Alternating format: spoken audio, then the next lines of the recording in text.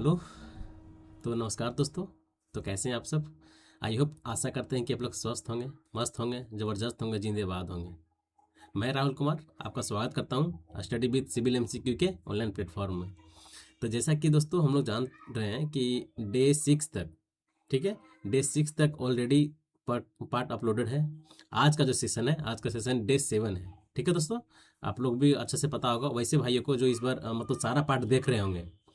सारा part continuously जैसे जैसे पर डे अपलोड हो रहा है और उसी के बेस पे आप लोग कंटिन्यूस देख रहे हैं इस वीडियो को, तो आप लोग को अच्छा से समझ में आ गया होगा कि डे 7 आज है। ठीक है, चलिए 2 लाइन से शुरुआत करते हैं। सब्र कर बंदे, मुसीबत के दिन गुजर जाएंगे। ठीक है, डेडिकेटली हम मतलब स्टूडेंट लाइफ के लिए ही है। ठीक है, सब्र कर बंदे, मुसीबत के दिन गुजर जाएंगे। एक ना एक दिन हंसी उड़ाने वाले के भी चेहरे पे चेहरे उतर जाएंगे। एक ना एक दिन हंसी उड़ाने वाले के भी चेहरे उतर जाएंगे। मतलब सब्र करिए। ठीक है, सब्र का फल मिठाई होता है। बस उसी पे एक 2 लाइन लिखा हुआ था जो कि बहुत ही इंटरेस्टिंग है, बहुत ही धमाकेदार लाइन था। ठीक है, चलिए बिना देरी के आज का सेशन स्टार्ट कर रहे हैं। चलिए, आज का जो मेरा क्वेश्चन क्वेश्चन है जी, आ गया। चलिए चलिए, आप लोग आंसर देने के लिए रेडी हो जाए। ठीक है जी, देखिए क्या है ना कि इजी क्वेश्चन है, बताने की जरूरत है। चलिए बता देता हूँ। Maximum slenderness ratio for a tension member. ठीक है, किसके लिए पूछ रहा है? Tension member should not be exceed. Should not be exceed कितना होता है? प्रिकास्ट टेंशन मेंबर जो होता है उसका स्लैंडरनेस रेशियो कितना होता है? 400। ठीक है, 400 है। अगर मैं आपसे पूछूं, अगर 2 लोड है, सिस्मिक लोड है, सिस्मिक और एक अर्थक्विक लोड है, अर्थक्विक लोड है। ठीक है, तो इस कंडीशन में आपका मैक्सिमम स्लैंडरनेस रेशियो कितना होता है? 180। ठीक है जी, के लिए आप लोग आंसर देना है। दूसरा बताइए, अगर अगर अगर कोई मेंबर टॉर्सनल बकलिंग में है। ठीक है, क्या है? टॉर्सनल बकलिंग में है। क्या है? टॉर्सनल बकलिंग में है, तो उस कंडीशन में आपका स्लैंडरनेस रेशियो कितना होगा? टॉर्सनल बकलिंग मतलब एक ये की पॉइंट है, मतलब याद करने का तरीका है कि अगर मेरा इस क्वेश्चन में एक स्टेटमेंट में हमको दिख गया कि अगर टॉर्सनल बकलिंग है तो उस कंडीशन में मेरा जो स्लैंडरनेस रेशियो होगा कितना होगा? Torsional torsional buckling. इस कंडीशन में आपका जो मैक्सिमम स्लैंडरनेस रेशियो कितना होगा? 300 होगा। ठीक है, 300 होगा। इसके बाद एक और आपको मैं बताता हूं, अगर रूफ ट्रस रहेगा। ठीक है, क्या है? Roof truss, tie roof truss, tie roof truss. अगर ट्राई रूफ ट्रस रहेगा स्टेटमेंट में, तो उसमें जो आपका मैक्सिमम स्लैंडरनेस रेशियो होगा कितना हो गया आपका? 350 हो जाएगा। ठीक है, 350 हो जाएगा। जो कि ये आपको 3 मेजरली याद रखना है, एग्जाम में इससे क्वेश्चन पूछता है। ठीक है, तो इसका जो आंसर हो गया, maximum slenderness ratio for a tension member should not be exceed 400। ठीक है, चलिए हम लोग नेक्स्ट क्वेश्चन की ओर मूव करते हैं। बताइए, which of the following method are use for locating the plane table station. बताइए इनमें से कौन सा 4 मेथड, ये तो आप लोग पता है कि ये आपका चारों मेथड आपका प्लेन टेबल से रिलेटेड है। लेकिन इसमें क्या पूछ रहा है कि कौन सा वैसा मेथड बताएं जो use for locating a plane table. ठीक है, प्लेन टेबल स्टेशन को लोकेट करने के लिए हम लोग यूज करते हैं। बताइए कौन सा मेथड है? रेडिएशन मेथड नहीं होगा, ट्रांसवर्सिंग मेथड होगा, इंटरसेक्शन मेथड ये भी नहीं होगा। ये देखिए मेनली जो आपका क्या बोलते हैं, ट्रांसवर्सिंग मेथड और रेडिएशन मेथड, जो ऐसे मेथड होते हैं प्लेन टेबल के, ये ओनली फॉर क्या करते हैं? स्टेशन को लोकेट करते हैं। ठीक है, स्टेशन को ऑक्यूपाई करते हैं, स्टेशन वहाँ लोकेट करते हैं, लेकिन ये रीडिंग को मेजर नहीं करते, मतलब रीडिंग नहीं करते हैं, रीडिंग नहीं लेते हैं। ठीक है, तो जो मेरा जो स्टेशन हो गया ट्रांसवर्सिंग और रिसेक्शन, मतलब बी और D is a correct answer, मतलब option number A is a correct answer. ठीक है, चलिए हम लोग नेक्स्ट क्वेश्चन की ओर बात करते हैं। नेक्स्ट क्वेश्चन क्या है मेरा? देखिए अच्छा क्वेश्चन है, बताइए। Will designing A hill road with है रूलिंग ग्रेडियंट कितना दिया गया है? 1/15 है। विथ हॉरिजॉन्टल कर्व कितना है? 75 मीटर है। इनकाउंटर द कंपनसेटेड ग्रेडियंट निकालना है। क्या जानते हैं इसका फॉर्मूला हम लोग? कितना होता है? 75 नहीं 30 + r/r होता है ना। एक मिनट, सीरियल से लिखेंगे तो अच्छा रहेगा। कितना होता है 30 प्लस आर बाई आर, और एक क्या होता है मैक्सिमम के लिए 75 बाई आर। ठीक है, चलिए हम लोग इसमें वैल्यू पुट करते हैं। 30 प्लस आर मेरा कितना है, आर मेरा 72 है, 72 है बाई आर 72 है, एक और आपका क्या है 75 बाई आर, आर कितना है 72 है। ये दोनों को सॉल्व कीजिए, ये दोनों में से सॉल्व करने से जो आपका मिनिमम वैल्यू आएगा, देख रहे हैं ना यहाँ मिनिमम, दोनों से जो मिनिमम वैल्यू आएगा उसको हम किससे करेंगे 1/15, 1/15 है। जब इसको हम डिवाइड करेंगे, ठीक है, जब इसको हम डिवाइड करेंगे 1/15 को हम लोग निकालेंगे और डिवाइड करके कितना होगा, ये मेरा इसको जब डिवाइड करेंगे तो कितना हो जाएगा 6.67 हो जाएगा। ठीक है, 6.67, इसको डिवाइड कीजिएगा तो 15 को 1 में डिवाइड करेंगे तो मेरा 6.67% आएगा। ठीक है, इसके बाद ये दोनों को सॉल्व कीजिए। ठीक है, 70 प्लस 30 102, ये 102 हो गया बाई 72 हो गया, और यहाँ 75 बाई 72। ठीक है, और ये दोनों में से जो मिनिमम वैल्यू आएगा, ठीक है, ये दोनों में जो मिनिमम वैल्यू आएगा उससे अगर आप इसको माइनस कर दीजिएगा, ठीक है, इसे माइनस करने के बाद जो मेरा वैल्यू आएगा, माइनस करने के बाद मान के चलिए कि माइनस करने के बाद ये मेरा 6.6267 था, और यहाँ से जो ये दोनों से मिनिमम वैल्यू कुछ आ गया, ठीक है, कि मिनिमम वैल्यू कुछ आ गया, तो ये मेरा जो हो गया कंपनसेटेड ग्रेडियंट हो गया। ठीक है, क्या है कंपनसेटेड ग्रेडियंट। ठीक है, इसको इतना में से ये दोनों का वैल्यू हम माइनस करेंगे, दोनों में से मिनिमम आएगा उसका वैल्यू माइनस करेंगे, और यहाँ जो आएगा आपका माइनस करने के बाद वो आपका आंसर हो जाएगा। ठीक है, आप लोग इसके आंसर में कमेंट में बताएं कि इसका आंसर कितना होगा। आंसर ये नहीं है, मतलब इसको कमेंट में आंसर बताएं। ठीक है, चलिए नेक्स्ट क्वेश्चन की रिमूव करते हैं हम लोग। देखिए क्या है कि the main factor to be considered will preparing a detail estimate. बताइए मेन फैक्टर क्या है, हम लोग जब डिटेल एस्टिमेट हम लोग करते हैं तो इसमें से पूछ रहा है कि इनमें से कौन मेन फैक्टर है फॉर प्रिपेयरिंग है, मतलब तैयार करते हैं डिटेल एस्टिमेट को तैयार करने के लिए। बताइए क्वांटिटी ऑफ मटेरियल एकदम सही है, मेन फैक्टर ये भी है, अवेलेबिलिटी ऑफ मटेरियल ये भी सही है, ट्रांसपोर्टेशन मटेरियल ये भी सही है, मतलब all of the above is a right answer, D is a right answer. ठीक है, मतलब ये आपका तीन जो फैक्टर्स है ये तीनों मेन फैक्टर है फॉर प्रिपेयरिंग ऑफ, मतलब मेन क्या बोलते हैं डिटेल एस्टिमेट को तैयार करने के लिए। ठीक है, तो option number D is correct answer. चलिए नेक्स्ट क्वेश्चन की ओर हम लोग मूव करते हैं। At the end of A useful life period. बताइए ये क्वेश्चन हमको बताने की जरूरत है क्या, अगर बोलिएगा तो बताएंगे ना, तो फिर क्या कि ऐसा क्वेश्चन आप लोगों को मैं बहुत बार रिपीट कराया हूँ, बहुत बार। ठीक है, बताइए बताने की जरूरत है तो जरूर मैं बता दूंगा, लेकिन बताइए बताने की जरूरत है क्या ऐसा क्वेश्चन को, आप लोग इस क्वेश्चन को आप लोग बहुत बार लगाए होंगे। ठीक है, बहुत बार, जिसका कोई काउंट नहीं है उतना बार इसको आप लगाए होंगे। चलिए देख लेते हैं। At the end of useful life the value of property without dismantle, क्या बोल रहा है विदाउट डिसमेंटल, एक होता है विथ डिसमेंटल, एक होता है विदाउट डिसमेंटल। तब विथ डिसमेंटल और विदाउट डिसमेंटल किसका होगा, यहाँ बोल रहा है without dismantle, it means salvage value, scrap value, book value या जंक वैल्यू। बताइए ये जो स्क्रैप वैल्यू है ना, इसी का नाम है जंक वैल्यू। ठीक है, जो मेरा सेल्वेजेशन वैल्यू है इसको हम लोग रीसेल वैल्यू बोलते हैं, रीसेल वैल्यू बोलते हैं। ठीक है, तो यहाँ जो मेरा क्या पूछ रहा है without dismantle, it means salvage value. ठीक है, अगर रहता विथ मतलब डिसमेंटल रहता, ठीक है, तो क्या जाता स्क्रैप वैल्यू में जाता। ठीक है, ये सब शॉर्ट पॉइंट है याद करने का। ठीक है, बताइए फॉर ए गिवन फिगर, आपको फिगर पूरी तरह से विजुअल होगा। क्या पूछ रहा है कि the moment at a point कहाँ है, ये है यहाँ पे। ठीक है, whose far end is fix, far end क्या है पॉइंट ए से हम देख रहे हैं, तो मेरा ए पॉइंट से जो मेरा जो फार एंड दिख रहा है हमको फिक्स दिख रहा है। ठीक है, फार एंड फिक्स दे रहा है, इट मीन्स इसका जो पूछ रहा है मोमेंट क्या होगा, इस सपोर्ट पे पॉइंट बी पे मोमेंट क्या होगा बताइए तो। फार एंड इज फिक्स, एगो far end hinge, far end fix की किस्म क्या होता है 4EI/L, और फार एंड हिंज रहा तो 3EI/L। ठीक है, अब फार एंड सपोर्ट बोलेगा, ठीक है, फार एंड सपोर्ट बोलेगा तो उस कंडीशन में भी क्या हो गया सपोर्ट बोलेगा या फिर हिंज बोलेगा, दोनों के केस में 3EI/L होगा। ठीक है, तो यहाँ जो बोल रहा है कि फार एंड फिक्स मतलब 4EI/L, 4EI/L, option number B is correct answer. ठीक है दोस्तों, चलिए नेक्स्ट देखते हैं क्या कि which of the following instrument use for measuring a wind speed. बताइए ये सब क्वेश्चन तो हलवा है, बताने की जरूरत है नहीं, बताने की जरूरत है क्या, ये तो नहीं बताएंगे आपको।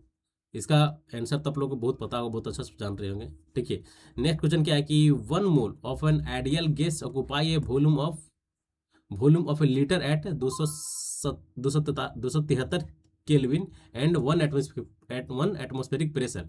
ये दोनों प्रेशर मतलब ये टेम्परेचर दिया गया है, इस टेम्परेचर पे मेरा जो गैस है कितना वॉल्यूम ऑक्यूपाई करता है। 1 मोल इक्वल टू क्या होता है 22.4 वॉल्यूम ऑक्यूपाई करेगा, कितना 22.4 मतलब 22.4 जो है ये 1 मोल इक्वल टू 22.4 वॉल्यूम ही ऑक्यूपाई करता है। ठीक है, वॉल्यूम ऑक्यूपाई करता है in case of ideal gas condition में। ठीक है, तो option number A is correct answer. Next देखिए क्या है, बताइए, अच्छा क्वेश्चन है। In the analysis of a plane frame the stiffness factor at a joint is taken equal to the sum of stiffness factor of the member connected to the joint by using of, बताइए इनमें से कौन सा method है जिसमें हम लोग stiffness methods को कनेक्ट करके हम लोग जोड़ते हैं। ठीक है, उसी के बारे में बोल रहा है। मान के चलिए कि मेरा एक मेंबर है, ठीक है, यहाँ फिक्स होगा, यहाँ फिक्स होगा, यहाँ रोलर होगा, यहाँ रोलर होगा। ठीक है, ये मेरा ओ पॉइंट है, ये मेरा ए है, ये मेरा बी है, ये मेरा सी है, ये मेरा डी है।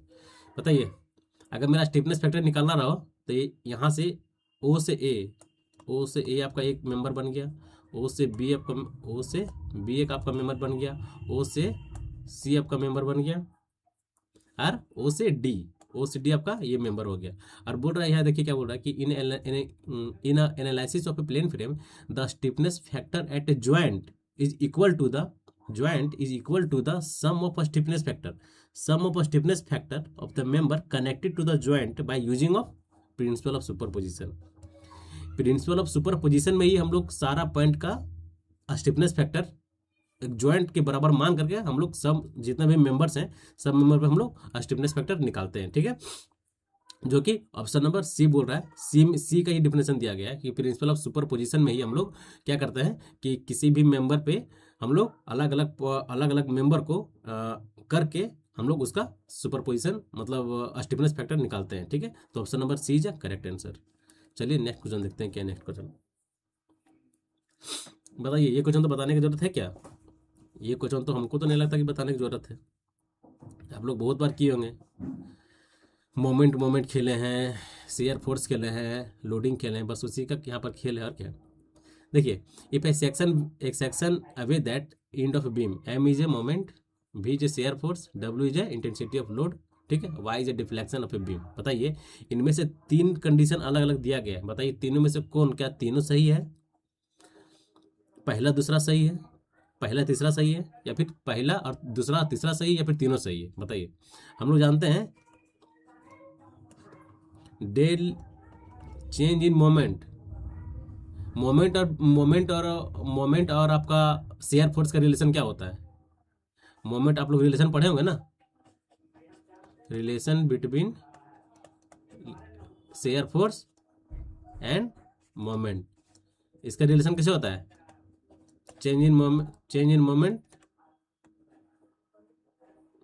With respect to shear force के रिस्पेक्ट में इसका मोमेंट निकलता है। ये दोनों का रिलेशन हो गया।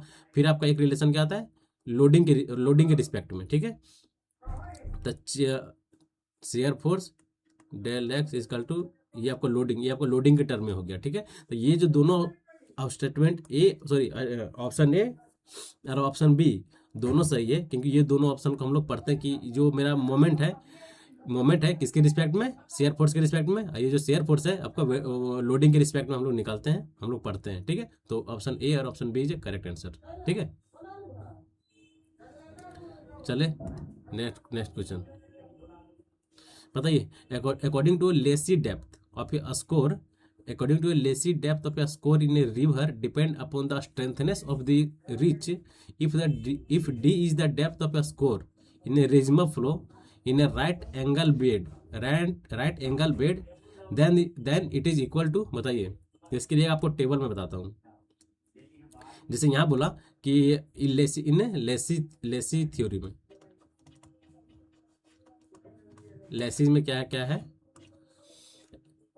एक आपका है नेल, नेल दोनों दोनों मतलब ये दोनों साइंटिस्ट ही थे, ठीक है। चलिए देखते हैं, ठीक है।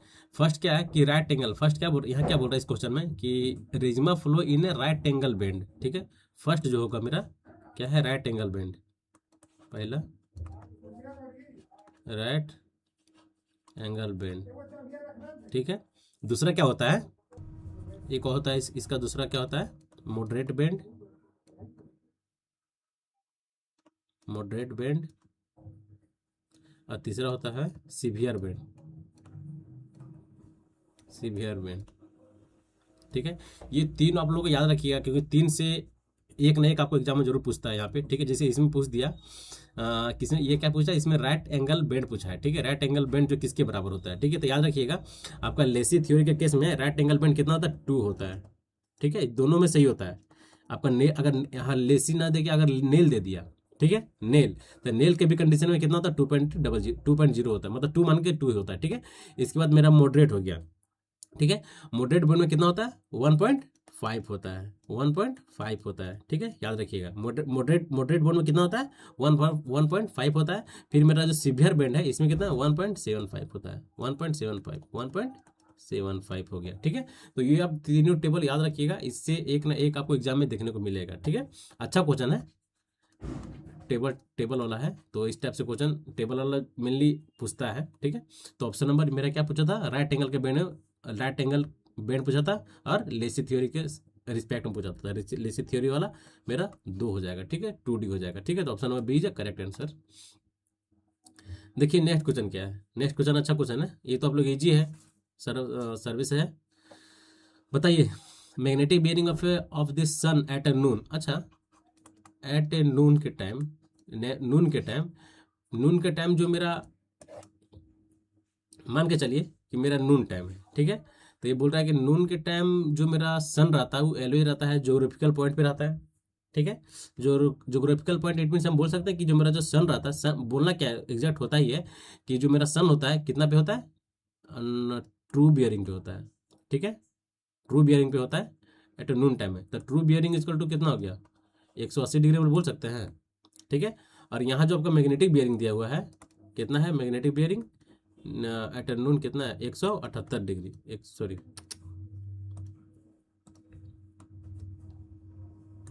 ये कौन सा प्लस में ईस्टर्न डिक्लिनेशन क्या होता है, वेस्टर्न डिक्लिनेशन क्या होता है, इसको तो इस सब के बारे में तो आप लोग को पता ही होगा, ठीक है। मैग्नेटिक बियरिंग कितना है 178 डिग्री, तो हम यहाँ सीधा निकाल सकते हैं डिक्लिनेशन इक्वल टू क्या हो गया, डिक्लिनेशन इक्वल टू क्या हो गया आपका true bearing minus magnetic bearing, ठीक है।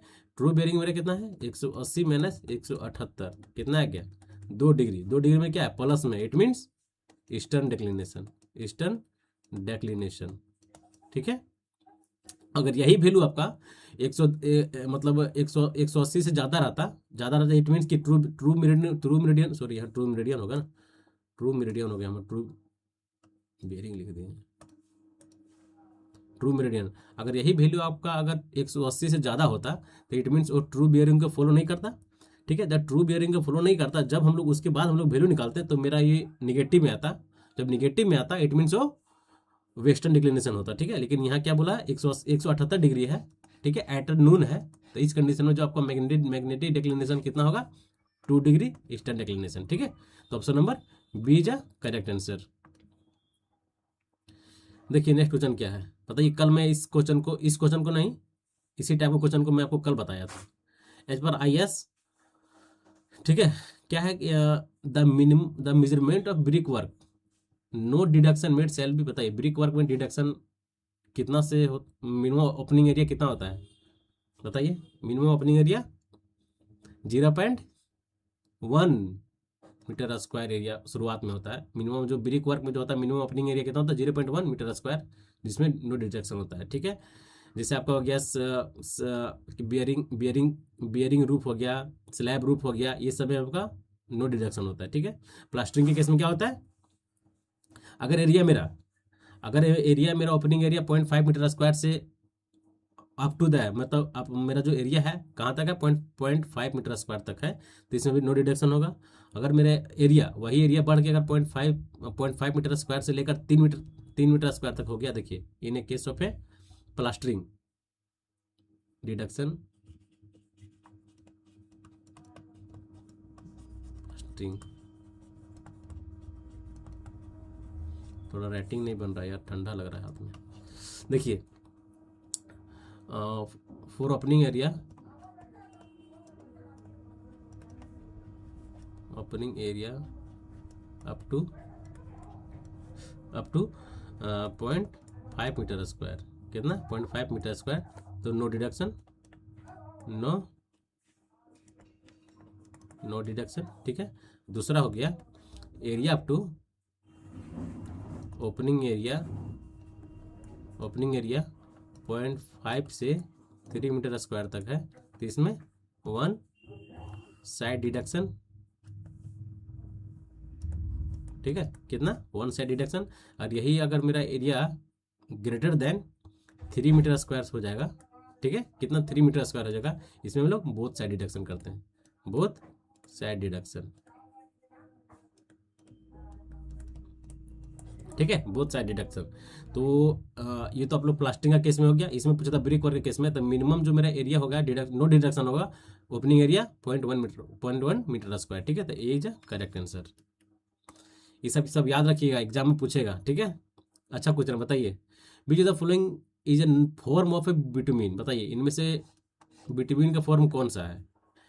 प्लास्टिक बिटुमिन है, स्ट्रेंथ रन बिटुमिन है, या फिर आपका ब्रॉन बिटुमिन है, या फिर मेरा बिटुमिन इमल्सन है। बताइए कि इनमें से फॉर्म ऑफ बिटुमिन कौन है, बताइए। आप लोग पढ़े होंगे ना form of bitumen.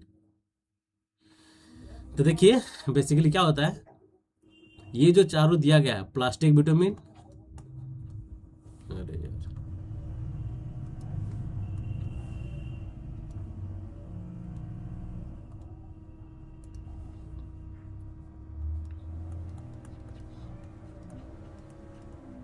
Form of bitumen,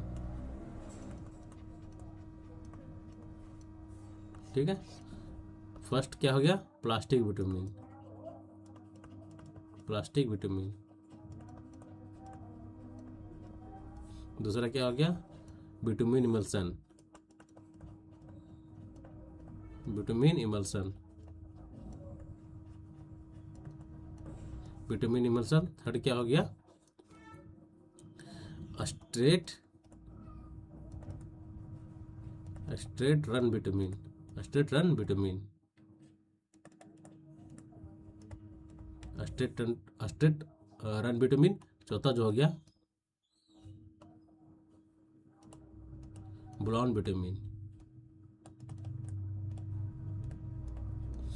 देख रहे होंगे आप कि ये भी है, स्ट्रेट रन बिटुमिन भी है, बिटुमिन इमल्सन भी है, लेकिन यहाँ जो लिख दिया, क्या लिख दिया, ब्रॉन बिटुमिन, ठीक है। क्या लिखा है, ब्रॉन बिटुमिन। जो ब्रॉन बिटुमिन नहीं होता, ब्लोन बिटुमिन होता है, BLOWN, लेकिन यहाँ लिख दिया उसी को क्या, ब्रॉन बिटुमिन। इसको छोड़ के बाकी ये तीनों है, पहला दूसरा चौथा, पहला दूसरा चौथा, इज राइट आंसर। कितना लोग इसमें आंसर मारे होंगे, डायरेक्ट देख के होंगे कि अरे सब तो लग रहा है बिटुमिन है, ये है, डी मार के चल गए, डी मार के चल गए, अपना आंसर भी जोड़ लिए, करे मेरा आंसर तो सही है। और यहाँ का हो गया, खेला हो गया है, खेला क्या हो गया, थोड़ा ध्यान से नहीं पढ़िएगा तो आंसर गलती होने के चांसेस है। देखिए अब ब्रॉन विटामिन, अब मान के चलिए कि आपको याद है ये क्वेश्चन कि फॉर्म्स ऑफ विटामिन ये होता है, लेकिन जब थोड़ा सा ध्यान से पढ़िएगा, नहीं, ये ब्रॉन विटामिन है। और ब्रॉन और ब्लोन में क्या अंतर है, बस थोड़ा सा अंतर है, सिर्फ यहाँ एल है वहाँ आर है, बाकी तो सारा सेम ही है।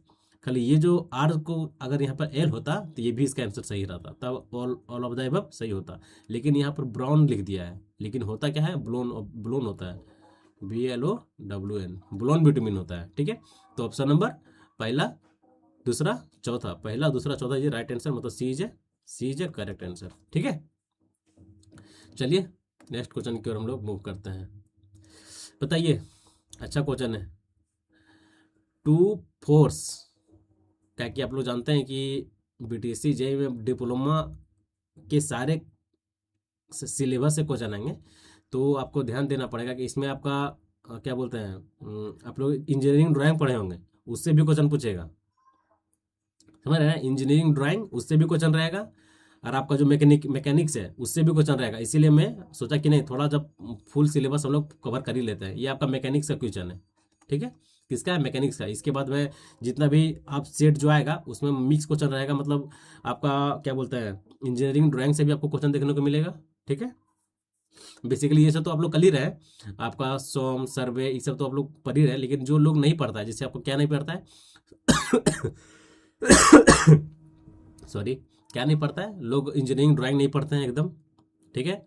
और दूसरा मैकेनिक्स नहीं पढ़ते हैं। अब दोनों से अच्छा अच्छा मान मान के चलिए कि जो इधर जो एग्जाम सेट कर रहा है ना, एग्जामिनेशन थोड़ा सा तो अगर पूछ दिया कि नहीं, इधर से अगर पेपर क्वेश्चन 2-4 क्वेश्चन पूछ दिया इससे मैकेनिक्स से, चाहे 2-4 क्वेश्चन आपका रह गया इंजीनियरिंग ड्राइंग से, रहता ही है एग्जाम में, देखिएगा रहता ही रहता है।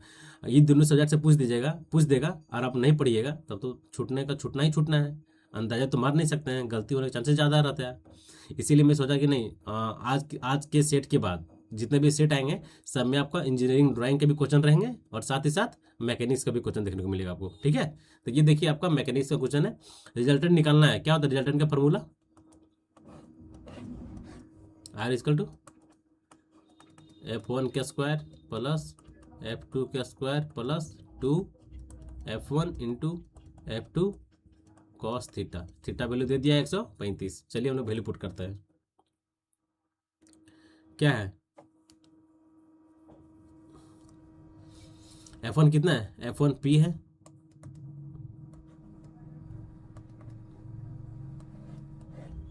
क्या है? F1 कितना है? P है, तो P का स्क्वायर करेंगे प्लस F2 कितना है? रूट रूट रूट 2 है, ठीक है? रूट 2 है, तो हम रूट 2 यहाँ P होगा, रूट 2 P है, ठीक है? रूट 2 P का स्क्वायर करेंगे, ठीक है?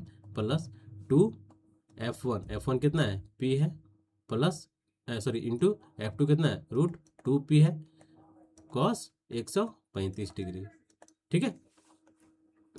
अब इसको सॉल्व कीजिए, कितना हो गया ये आपका P स्क्वायर कितना हो गया ये? आर इजकल टू ये आपका हो गया कितना? P square plus root 2 P का जब हम लोग का स्क्वायर करेंगे तो कितना बचेगा?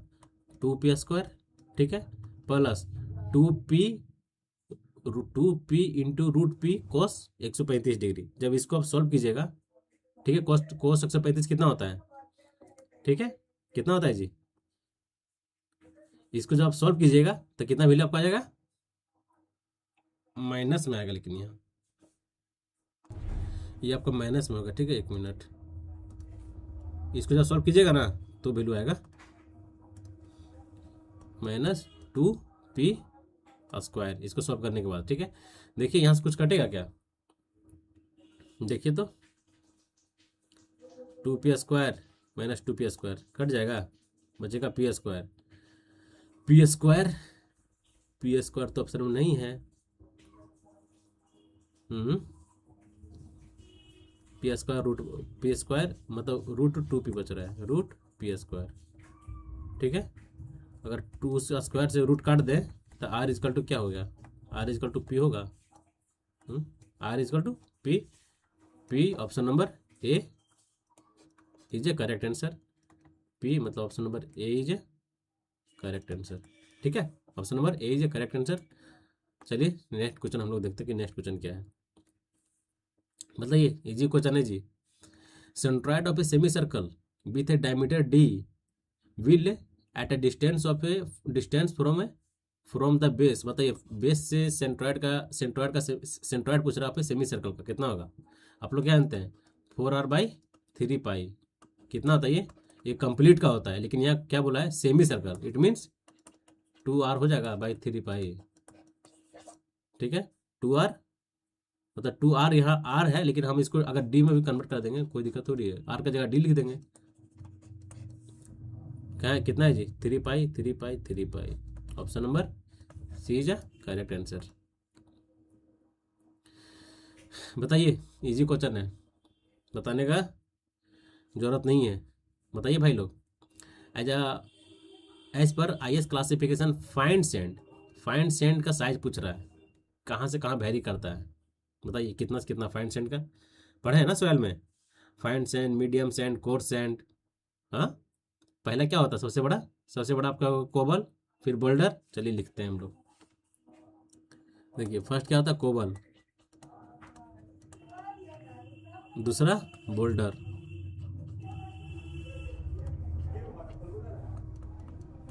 तीसरा कोबल बोल्डर, फिर ग्रेवल, चौथा फाइन सैंड। क्या हो गया? Fine sand, sand. क्या पहला क्या होगा? फर्स्ट में फाइन सैंड, दूसरा मीडियम सैंड, तीसरा कोर्स सैंड। ठीक है, ये आपका हो गया fine sand, medium sand, coarse sand. इसके बाद चौथा क्या हो गया? सिल्ट, पचमा, क्ले। ये तो आप लोगों को पता ही होगा। चलिए कोबल का साइज बताइए कितना हो गया? Greater than 300 mm। बोल्डर का साइज 300 से 80 mm। ग्रेवल का 80 से 4.75 mm। ठीक है, फाइन सैंड का 4.75 से 2 mm। कितना? 4.75 से 2 mm। फिर आपका 2 mm से लेकर 0.425 mm। ठीक है, फिर यहाँ क्या हो गया? 0.425 mm से लेकर कितना? 75 मैक्रोन। ठीक है, इसी तरह आपका 75 मैक्रोन से लेकर 2 मैक्रोन। ठीक है, क्ले का जो हो गया लेस देन 2 मैक्रोन, ठीक है। तो हमको क्या पूछा था? हमको पूछ रहा था फाइन सैंड के बारे में। तो फाइन सैंड मेरा कितना है? फाइन सैंड 4.75 से 2 mm, 4.75 से 4.75 से 2 mm, 4.75 से 75 मैक्रोन। थोड़ा उल्टा टाइपिंग हो गया आज यार। इसको ये ऊपर होगा ना, ये मेरा ऊपर होगा। Coarse sand, medium sand, fine sand ऊपर होगा। एक मिनट, थोड़ा सा लिखने में गलत हो गया, कोई दिक्कत नहीं है।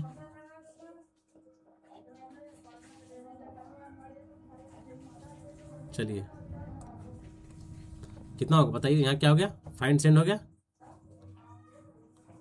कोर्स सैंड होगा ना, ग्रेवल के बाद कोर्स सैंड, फिर आपका मीडियम सैंड, फिर आपका फाइन सैंड। ठीक है, इसका जो होगा कितना हो गया? 4.75 मैक्रोन से 2 मैक्रोन, 4.75 mm से mm है। ठीक है, मीटर नहीं समझिएगा, 2 mm। ठीक है, फिर यहाँ 2 mm से 0.425 mm। ठीक है, और यहाँ 0.425 mm से 75 मैक्रोन। ठीक है, तो मेरा क्या पूछा था यहाँ? फाइन सैंड के बारे में। तब फाइन सैंड कितना गया? 0.425 से 75 मैक्रोन, जो ऑप्शन नंबर डी से करेक्ट आंसर। ये थोड़ा मतलब फाइन सैंड को मैं ऊपर लिख दिया था और कोर्स सैंड को नीचे लिख दिया था। ठीक है, ये गलती हो गया था, कोई दिक्कत नहीं है। ठीक है, चलिए बताइए, will technique of establishment for a base, sub base is prefer for heavy plastic soil. बताइए, ये जो आप लोग जानते हैं कि सीमेंट एस्टेब्लिशमेंट नहीं होता है। ठीक है, मैकेनिकल एस्टेब्लिशमेंट होता है, लैम एस्टेब्लिशमेंट होता है, बिटुमिन एस्टेब्लिशमेंट होता है। एक आपका चौथा क्या है? चौथा मैकेनिकल एस्टेब्लिशमेंट होता है। ठीक है, इसमें क्या करते हैं हम लोग? सॉइल को हम लोग स्टेबलाइज करते हैं। ठीक है, एस्टेब्लिशमेंट इट मीन्स, इसका मतलब यही हो रहा है कि सॉइल को हम लोग स्टेबलाइज करते हैं with a different process, like a mechanical establishment, lime establishment, और थर्ड आपका बिटुमिन एस्टेब्लिशमेंट, और चौथा, हाँ मैकेनिकल तो लिखा ही गया है ना भाई, मैकेनिकल लिखा ही गया है, कोई दिक्कत नहीं है। ठीक है, तो ये मेरा तीन मेथड होता है। ठीक है, एक और मेथड होता है, शायद मैं याद नहीं आ रहा है, कोई दिक्कत नहीं है। देखिए, तो हम लोग इसमें क्या पूछ रहा है कि what technique of stabilization for a sub base is prefer for a heavy plastic soil. बताइए, सब बेस अगर मेरा है तो उसमें पूछ रहा है कि हैवी प्लास्टिक सॉइल है। ठीक है, हैवी प्लास्टिक सॉइल के लिए इनमें से कौन सा मेथड हम लोग यूज कर रहे हैं? याद रखिएगा, जब भी जहां बोलेगा कि हैवी प्लास्टिक बोलेगा, हैवी प्लास्टिक सॉइल बोलेगा, और अगर बोलेगा कि नहीं क्ले यूज कर रहे हैं, ठीक है, तो याद रखिएगा मेरा जो लैम एस्टेब्लिशमेंट है इज ए करेक्ट आंसर। इसमें एक और आपको बताता हूँ आंसर इसका एक और पॉइंट, एक पॉइंट और यही है कि लैम एस्टेब्लिजेशन में हम लोग कौन सा सॉइल को यूज करते हैं, ऑलवेज क्ले सॉइल को यूज करते हैं, ठीक है। इट इज यूज्ड फॉर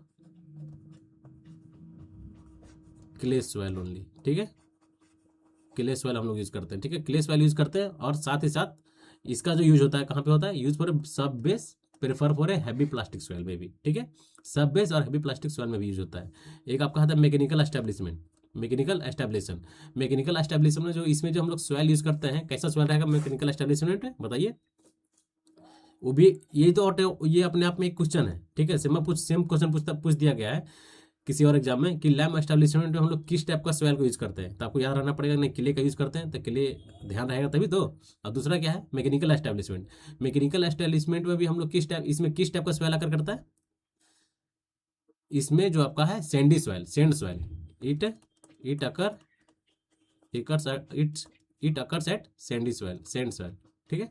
इसमें हम लोग मैकेनिकल एस्टेब्लिशमेंट हम लोग सैंडी सॉइल अगर करते हैं, मतलब सैंडी सॉइल हम लोग यूज करते हैं, ठीक है।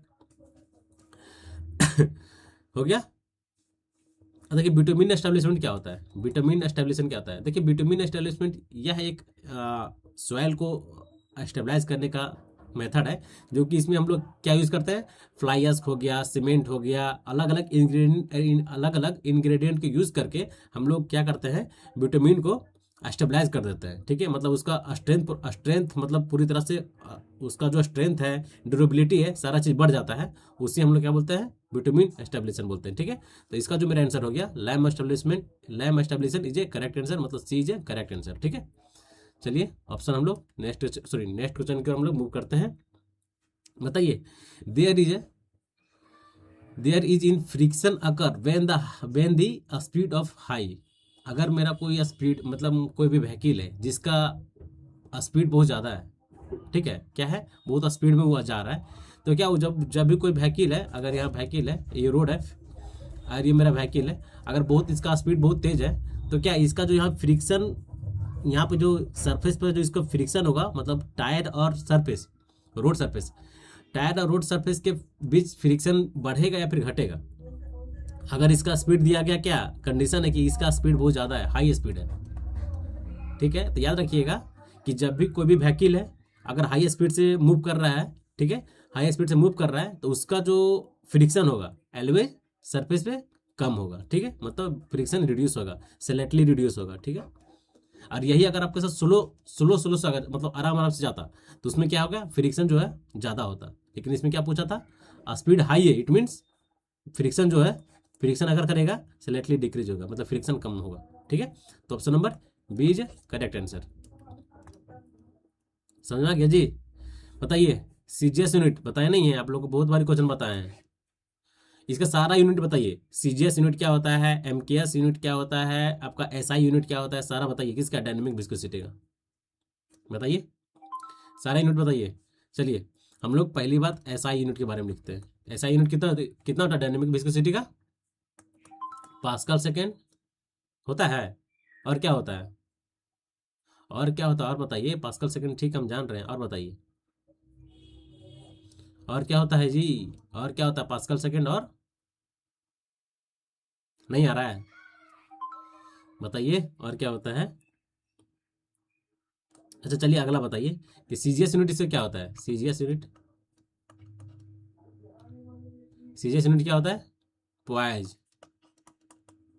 सीजीएस यूनिट पॉइज होता है, ठीक है। एमकेएस यूनिट क्या होता है, एमकेएस यूनिट क्या होता है, केजीएफ सेकेंड पर मीटर स्क्वायर, ठीक है, ये मेरा केजीएस यूनिट हो गया, ठीक है, किसका डायनेमिक विस्कोसिटी का। इसका डायमेंशन क्या, डायमेंशनल फॉर्मूला क्या होता है, एम एल टी,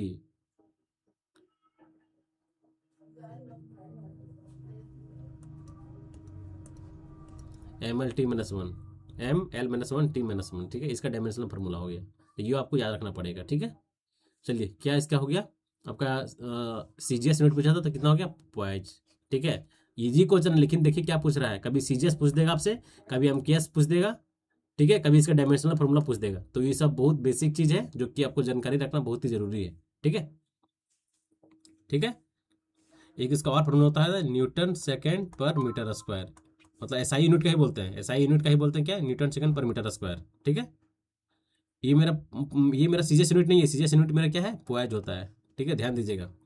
चलिए नेक्स्ट क्वेश्चन की ओर हम लोग मूव करते हैं। बताइए, if a line is parallel to a HP line, horizontal protection है ये, horizontal projection and incline to a vertical projection, it true length will be seen at, बताइए ट्रू लेंथ कहाँ सीन करेगा, फ्रंट व्यू में, top view में, side view में, या फिर मेरा बोथ टॉप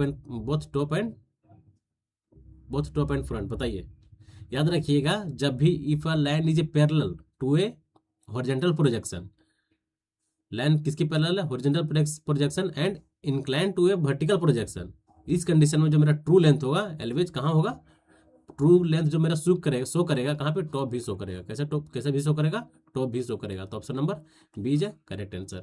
ये बोले ना इंजीनियरिंग ड्राइंग का क्वेश्चन है, किसका, इंजीनियरिंग ड्राइंग। ठीक है, चलिए नेक्स्ट क्वेश्चन देखते हैं क्या है। बताइए, for the state of shear, for the state of क्या, for the state of stress of a pure shear tau है ये। ठीक है, टाउ है, the strain energy stored per unit volume in the elastic homogeneous isotropic material having a elastic constant young modulus E and Poisson ratio mu will be, बताइए। ये question भी आप लोग बहुत बार पढ़े हैं, नया क्वेश्चन नहीं है। बताइए जी, क्या कितना होता है उसके value, tau square E into 1+μ। ठीक है, 1+μ, जो option number A is a correct answer. ठीक है, चलिए नेक्स्ट क्वेश्चन हम लोग देखते हैं। बताइए, ये डमी एक्टिविटी में प्रीवियस सीट में भी एक क्वेश्चन ऐसा हुआ था। बताइए, ये dummy activity required for a more two और more activity having a different in event, एकदम नहीं। टू और मोर एक्टिविटी सेम इवेंट, एकदम नहीं। द नेटवर्क कंटेन टू और more activity having identical starting and ending, एकदम सही है। हैविंग स्टार्टिंग एंड एंडिंग जो आपको मैं कल भी बताया था और आज भी बता रहा हूँ। ठीक है, तो गलती नहीं करना है क्योंकि सीपीएम पट से भी एग्जाम में क्वेश्चन रहने वाला है। ठीक है दोस्तों, बताइए, as per IS 456/2000 in the context of a T beam. ठीक है, किसके बारे में बोल रहे हैं, टी बीम में। If the main reinforcement of a slab in a slab is parallel to the beam, transverse reinforcement shall be provided, such as reinforcement shall not be less than the main reinforcement। बताइए, transverse reinforcement कितना होता है T beam में, transverse reinforcement पूछ रहा है। याद रखिएगा, इसे मैं आपको न्यूमेरिकल भी कराया था कि ट्रांसवर्स reinforcement जो होता है एलवेज 6% ऑफ मेन reinforcement। ठीक है, मेन रेनफोर्समेंट। इसमें आपका क्वेश्चन कैसे पूछेगा, आपका मेन रेनफोर्समेंट का वैल्यू कुछ दे देगा। ठीक है, और आपका पूछेगा कि ट्रांसवर्स रेनफोर्समेंट क्या होगा, तो आपको 0.6 से मल्टीप्लाई कर देना है। मेन रेनफोर्समेंट आपको ये एरिया है। ठीक है, एरिया में होगा टोटल। ठीक है, mm स्क्वायर मिलेगा। ठीक है, ये दोनों को मल्टीप्लाई कीजिएगा तो आपका आ जाएगा ट्रांसवर्स रेनफोर्समेंट। इसमें क्या पूछ रहा है, इसमें ये पूछ रहा है कि ट्रांसवर्स रेनफोर्समेंट कितना होता है मेन रेनफोर्समेंट में IS कोड के अकॉर्डिंग, तो कितना होता है 60%। Is a right answer, C is a right answer. ठीक है, चलिए हम लोग नेक्स्ट क्वेश्चन की रिमूव करते हैं। बताइए, देखिए कुछ क्वेश्चन आपको ऐसे मिलेंगे जो न्यू टाइप में, ठीक है, मतलब न्यू आपको लगेगा कि नहीं पहला बार पढ़ रहे हैं। ठीक है, तो ऐसे क्वेश्चन को अगर आ रहा है तो सही है, और नहीं आ रहा है तो उसको एक कॉपी में आपको नोट डाउन करना है। ठीक है भाइयों, क्योंकि जैसे में देखिए ये question, in Malad Mumbai BMC has a floated a major tender. ठीक है, बिल्डिंग मटेरियल कंस्ट्रक्शन है as a floated a major tender for a 380 metre bridge. ठीक है, एक ब्रिज बना रहा है जो टेंडर लिया गया है। ठीक है, टेंडर लिया है। ठीक है, फ्रॉम है कहाँ से, lagoons road to infinity mall,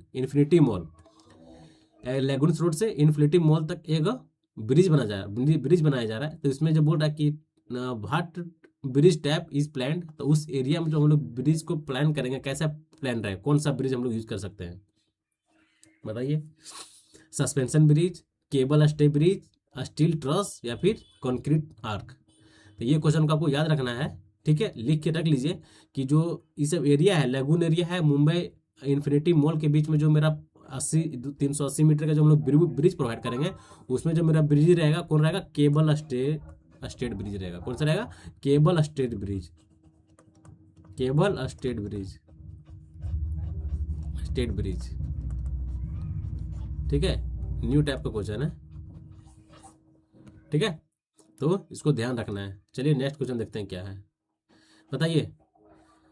A surveyor measuring distance between 2 point, one of the plane draw to scale to 1 centimetre equal to 25 metre, the resultant of 500 metre, later he discovered that use for a scale of 1 centimetre equal to 50 metre, find the true length. बताइए, true length निकालना कैसे निकलेगा, बताइए, बताइए जी। आप लोग इसको solve किए होंगे, कैसे बनेगा ये बताइए पहले, इजी क्वेश्चन है, बताइए। हमको निकालना क्या है, हमको ट्रू डिस्टेंस निकालना है, find the true distance. True distance कैसे निकलेगा, पहले हम लोग देखते हैं कि मेरा प्लेन एरिया क्या है। देखिए तो प्लेन डिस्टेंस कितना होगा, अगर यहाँ जो बोल रहा है कि 1 सेंटीमीटर 2 पॉइंट के बीच में जो डिस्टेंस है उसको plane to the plane draw to scale 1 centimetre equal to 1 centimetre equal to कितना है, 25 मीटर से, ठीक है। ये मेरा ये ओरिजिनल स्केल है, ठीक है। इससे जो मेरा रिजल्ट निकला है कितना, 500 मीटर निकला है, 500 मीटर हम लोग मेजर किए हैं। लेकिन लेटर ही discover that use scale of a 1 × 50 metre, ठीक है। स्केल हम लोग कौन सा यूज कर रहे हैं, 1 × 50 मीटर पर। तब फाइंड द ट्रू डिस्टेंस। बताइए, अगर हम लोग इस स्केल से 1 × 25 मीटर वाले स्केल से हम लोग मेजर किए एरिया को, तो मेरे एरिया कितना है, कितना रिजल्ट आया कि 500 मीटर हम लोग मेजर किए हैं, ठीक है। तो हम लोग अगर हम लोग इस स्केल से मेजर करेंगे, 1 × 50 से मेजर करेंगे, तो उसका डिस्टेंस क्या होगा, सो पूछ रहा है। तो हम लोग देखिए करेंगे क्या कि प्लेन डिस्टेंस हम लोग निकालेंगे। प्लेन डिस्टेंस क्या हो गया कि मेरा जो टोटल एरिया है कितना हम लोग मेजर किए हैं, 500 मीटर, ठीक है, 500 मीटर मेजर किए। और हम लोग इस स्केल से मेजर किए कितना, 1 × 25 से मेजर किए, तो मेरा ये रिजल्ट आया। लेकिन जब हम लोग इससे मेजर करेंगे, 1 × 50 से मेजर करेंगे, तो मेरा कितना मीटर आएगा, ये मेरा आ गया 10 सेंटीमीटर, ठीक है। मेरा आएगा प्लेन डिस्टेंस आ गया। लेकिन हमको निकालना क्या, ट्रू डिस्टेंस निकालना है। तो ट्रू डिस्टेंस निकालने के लिए 1 centimetre equal to 1 centimetre equal to कितना है, 1 सेंटीमीटर इक्वल टू 25 मीटर है ना। तो मेरा ये प्लेन डिस्टेंस आ गया कितना, 10 सेंटीमीटर। तो हम लोग यहाँ कर सकते हैं कि 1 सेंटीमीटर इक्वल टू 25 मीटर, तो इसलिए 10 centimetre equal to 25 × 10 equal to 250 metre. समझ सकते हैं। तो option number A is correct answer, ठीक है, option number A is correct answer. चलिए नेक्स्ट क्वेश्चन की ओर हम लोग मूव करते हैं। बताइए, when the height of a signal is not the same that the height of instrument, then the correction applied for a measurement is known as। बताइए, when the height of a signal is not same, जो height of मेरा signal है not same, same नहीं है, क्या बोल रहा है, सेम नहीं है, that the height of instrument के जो हाइट से उसका height of the signal same नहीं है। तो बोल रहा है कि when the correction apply for a measurement, तो इस टाइप के मेजरमेंट के लिए हम लोग कौन सा करेक्शन अप्लाई करेंगे, कर्वेचर करेक्शन, कंबाइंड करेक्शन, या फिर एक्सिस सिग्नल करेक्शन, या फिर रिफ्रैक्शन करेक्शन। याद रखिएगा कि जैसे यहाँ बोल दिया कि नहीं, height of signal is not same of the height of instrument, तो ऐसे इंस्ट्रूमेंट को, ऐसे मेजरमेंट को हम लोग कौन सा करेक्शन, हम लोग कौन सा इंस्ट्रूमेंट से मेजर करेंगे। इंस्ट्रूमेंट से नहीं पूछ रहा है कि then the correction apply for the measurement, तो ये जो मेरा हाइट है इसमें हम लोग कौन सा करेक्शन अप्लाई करेंगे। तो याद रखिएगा, एक्सिस सिग्नल करेक्शन जो है हम लोग उसी को अप्लाई करेंगे, ठीक है। क्या करेंगे, एक्सिस सिग्नल करेक्शन, जो कि ऑप्शन नंबर सी है। अब बताइए कि करेक्शन क्या है, कर्वेचर करेक्शन, इसका कितना वैल्यू होता है, फॉर्मूला क्या होता है, CC इक्वल टू -0.0785 d², पता है ना ये। Refraction correction CR equal to +0.0112 d², ठीक है। कंबाइंड करेक्शन कितना आ गया, दोनों को जब हम मैनेज करेंगे तो ये आपका कितना, कंबाइंड करेक्शन कितना हो गया, 0.0673 -0.0673 7/3d²। ठीक है, सारा आपको याद रखना है, सारा एक न एक एग्जाम में देखने को मिल जाएगा। न्यूमेरिकल इससे देखिए, ये जो है ना कमेंट करेक्शन, इससे आपको एग्जाम में जरूर मिलेगा एक न एक क्वेश्चन सोल्व करने के लिए। डिस्टेंस दे देगा मीटर में, उसको आपको चेंज करने के लिए बोलेगा किलोमीटर में, और किलोमीटर का वैल्यू यहाँ पुट कर दीजिए, आपका आंसर आ जाएगा। ये जो मेरा वैल्यू है किलोमीटर में होगा। ठीक है, option number C is a correct answer. चलिए हम लोग नेक्स्ट क्वेश्चन की ओर मूव करते हैं। बताइए, in a plain concrete at least grade of a concrete shall be used where it is remain in a sea coast और exposed directly in a sea coast। बताइए sea coast में हम लोग कौन सा कंक्रीट यूज करेंगे? M20 बताने की जरूरत है क्या? जरूरत तो नहीं होना चाहिए जरूरत। अरे यार एक मिनट, क्या पूछा? प्लेन कंक्रीट के बारे में पूछ रहा है ना? अच्छा, प्लेन कंक्रीट के बारे में बोल रहा, वही सोच रहे हैं कि प्लेन कंक्रीट में ये नहीं होता है। प्लेन कंक्रीट में M30 नहीं होता है, क्या होता है? M20 प्लेन कंक्रीट में। ठीक है, तो option number D is correct answer. देखिए नेक्स्ट क्या है कि which the following is pair is not correctly. बताइए, इंपॉर्टेंट क्वेश्चन है, बताइए इनमें से कौन सही नहीं है? BOD/CD equal to 0, waste water toxic, एकदम सही है। अगर 0 मेरा वैल्यू है, BOD और CD अगर 0 है, उसका वाटर कैसा होगा? टॉक्सिक होगा। BOD/COD is less than 0.2, acclimatization of a seed is necessary, एकदम सही है। BOD/COD is greater than 0.6, waste water is non biodegradable, एकदम गलत है। वेस्ट वाटर नॉन बायोडिग्रेडेबल नहीं होगा, इसमें क्या होगा? वेस्ट वाटर बायोडिग्रेडेबल होगा, बायोडिग्रेडेबल। ठीक है, क्या होगा? बायोडिग्रेडेबल होगा। नेक्स्ट देखिए क्या है कि BOD equal to COD, waste water डेविड फ्रॉम ए ऑर्गेनिक मैटर्स, एकदम सही है। लेकिन ये जो बोला है यही गलत हो गया। ठीक है, ये 6.2 होता है, लेकिन कोई दिक्कत नहीं, 6 भी लिया है, लेकिन यहाँ जो हो गया नॉन बायोडिग्रेडेबल बोला है। लेकिन क्या होता है, अगर मेरा BOD/COD की वैल्यू, याद रखिएगा, BOD/COD की वैल्यू ग्रेटर देन है 0.6 है, इट मीन्स वेस्ट वाटर जो होगा, वेस्ट वाटर बायोडिग्रेडेबल होगा, बायोडिग्रेडेबल। ठीक है, बायोडिग्रेडेबल होगा। तो option number C is a correct answer. ठीक है दोस्तों, बताइए नेक्स्ट क्वेश्चन, इजी क्वेश्चन है। इस क्वेश्चन को मैं कराया हूं आप लोग को। When a tree is over matured, ठीक है, when a tree is over matured the wood tends to shrink and develop a crack, the crack are so develop are wider at the center and gradually toward the outer of periphery। उस defect को हम लोग क्या बोलते हैं? मेरा crack कहाँ develop कर रहा है?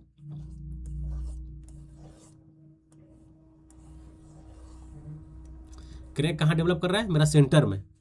ठीक है, इस टाइप से बोल रहा है कि मेरा जो क्रैक है इस टाइप से होते हुए आगे की ओर बढ़ रहा है। ठीक है, आगे की ओर मतलब क्या देख रहे हैं ना, टूवर्ड आउटर दी पेरिफेरी, मतलब आगे की ओर बढ़ रहा है क्रैक। उस क्रैक को हम लोग क्या बोलते हैं? ये किस टाइप का क्रैक है बताइए? स्टार शेक है, आपका हार्ट शेक है, कप शेक है, चेक शेक है। ये तो आप लोग दोनों आराम से एलिमिनेट कर दीजिए कि ये दोनों होगा नहीं होगा, चाहे स्टार शेक होगा चाहे मेरा बार्क शेक होगा, हार्ट शेक होगा, स्टार शेक होगा या फिर मेरा हार्ट शेक होगा। बताइए, देखिए जब भी कोई भी टिम्बर, अगर जैसे ये स्टेटमेंट दे दिया है कि मेरा क्रैक कहाँ से स्टार्ट हो रहा है? सेंटर से। ठीक है, सेंटर से स्टार्ट होके आउटर सरफेस की ओर आ रहा है, तो वैसे क्रैक को हम लोग क्या बोलेंगे? हार्ट शेक क्या बोलेंगे? हार्ट शेक बोलेंगे, याद रखिएगा। इसमें जो आपका ट्री होता है ओवर मैच्योर ट्री होता है, ये आपका स्टेटमेंट में पूछ देगा। ठीक है, स्टेटमेंट में ओवर मैच्योर ट्री जब होता है तब जाकर ऐसा फिनोमेना डेवलप होता है। ठीक है, इसी तरह का स्टार शेक दे दिया। स्टार शेक में कैसा होता है बताइए तो? इसका अपोजिट होता है, ये जो हार्ट शेक है ना, इसका अपोजिट क्या होता है? Star shake. देखिए आपका, अरे यार थोड़ा सा सही से बनाते हैं फिगर।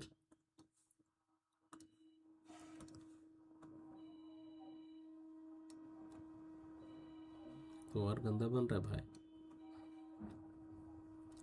बन जा। हाँ, देखिए स्टार शेक क्या होता है? स्टार शेक में मेरा आउटर सरफेस क्रैक करता है। जो मेरा ये आउटर सरफेस है ना, इस टाइप से ये भी आपका ओवर मैच्योर ट्री है। ठीक है, ये मेरा आउटर सरफेस इस टाइप से थोड़ा सा यहाँ से जो इसका आउटर विड्थ है क्रैक करेगा। ठीक है, मतलब यहाँ पर आपका क्रैक डेवलप होगा, धीरे धीरे अंदर जाके नैरो हो जाएगा, फिर यहाँ से इसी टाइप से क्रैक करता है ये, उसे हम लोग क्या बोलते हैं, स्टार शेक बोलते हैं। ठीक है, तो ये मेरा किसका शेप है, स्टार शेक का, स्टार शेक।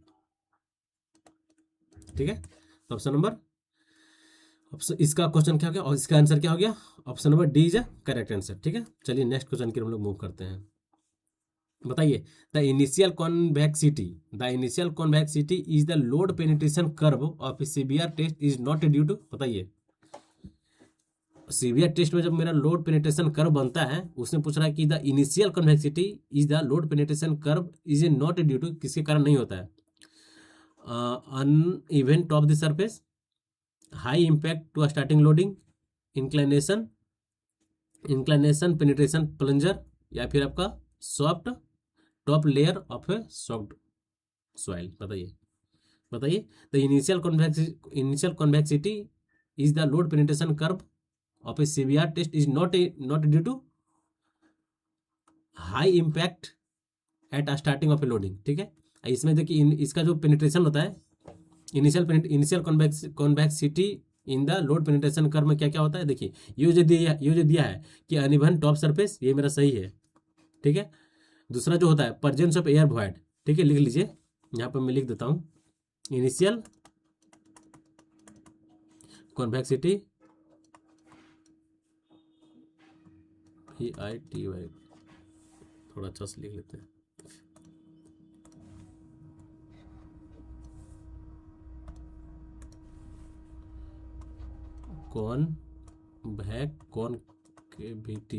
कॉन्केविटी इन सीबीआर। देखिए इसमें जो इनिशियल कॉन्केविटी इन सीबीआर में क्या क्या होता है, पहला इनिशियल कॉन्वेक्सिटी इन सीबीआर में पहला क्या हो गया कि प्रेजेंस इन एयर। ठीक है, ये पॉइंट है, आपको लिख देना है, प्रेजेंस इन एयर। ठीक है, ये फर्स्ट पॉइंट है। क्या सेकंड पॉइंट क्या होगा, इम्प्रॉपर कंपैक्शन, क्या improper compaction.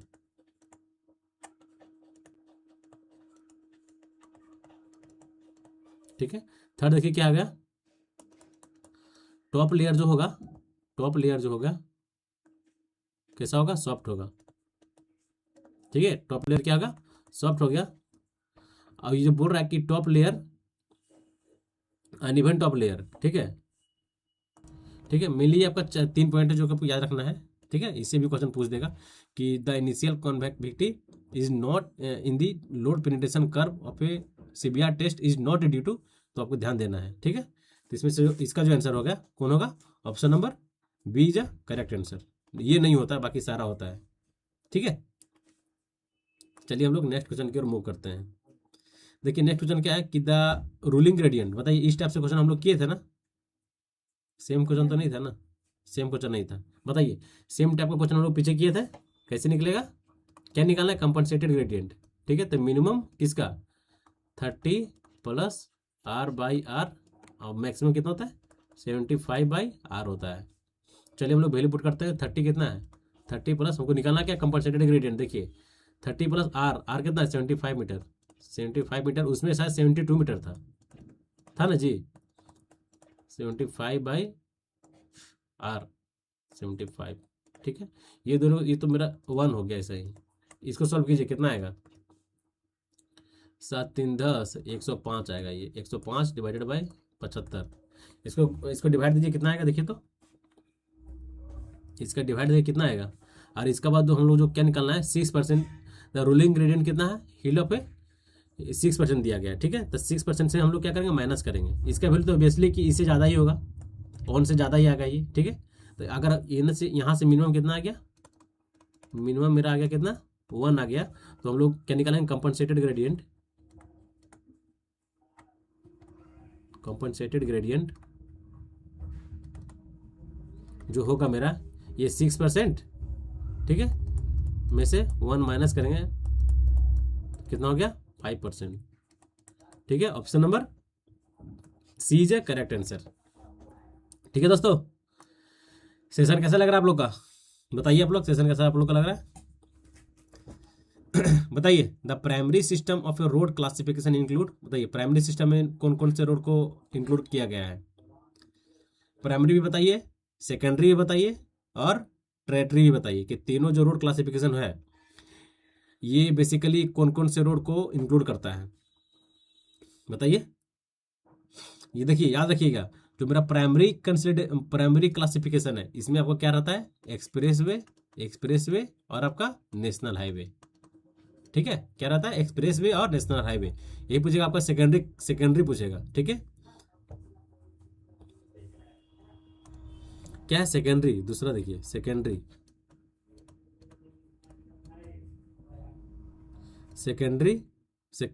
System. Secondary system में कौन कौन सा रोड आएगा, याद रखिएगा, स्टेट हाईवे और major district road, state highway और मेजर डिस्ट्रिक्ट रोड।